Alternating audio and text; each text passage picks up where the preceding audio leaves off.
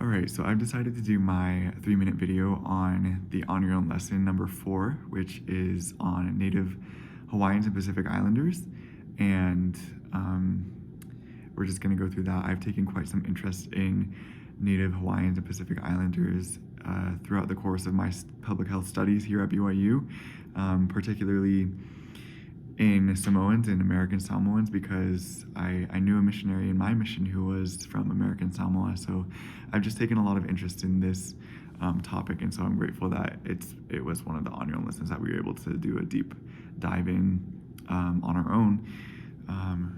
Just for those reasons. Also, my oldest sister, served in Vanuatu, which is a Pacific island. So I'm just taking quite some interest in that. A few things that I wanted to go over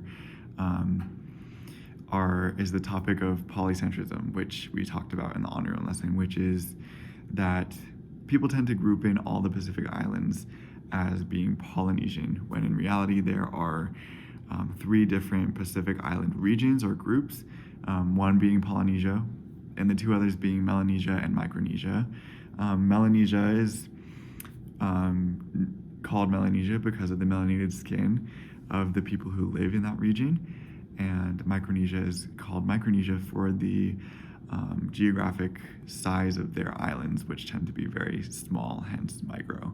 And then Polynesia is known as Polynesia because of the many islands, hence poly. A lot of the time, because of this polycentrism, a lot of people group into all Pacific Islanders. These stereotypes, like as we've seen in like Moana, the movie, but also just these stereotypes of Polynesians being lazy, of Polynesians being grouped into like sporting and athletic groups, and other things like having dark skin, but really they're not.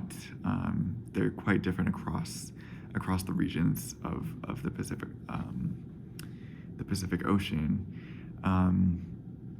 Specific to Hawaii, they feel as though they are a minority within this minority because people project those stereotypes onto them. And I think it's important with cultural competency to be reminded of their specific values that separate them from those things. And a few of those things were listed in this On Your Own lesson, one being ohana, which is family, another being aina, I'm probably pronouncing these wrong, but which represents their land, and then kuleana, which is responsibility for protecting their aina, and their ohana, which is their land and their family.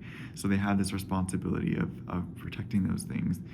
And just to end, I wanted to just mention that I think it's important to get an understanding of many different cultures to be a culturally competent person in general, but also to be a culturally competent healthcare provider for many of us who will be going into healthcare.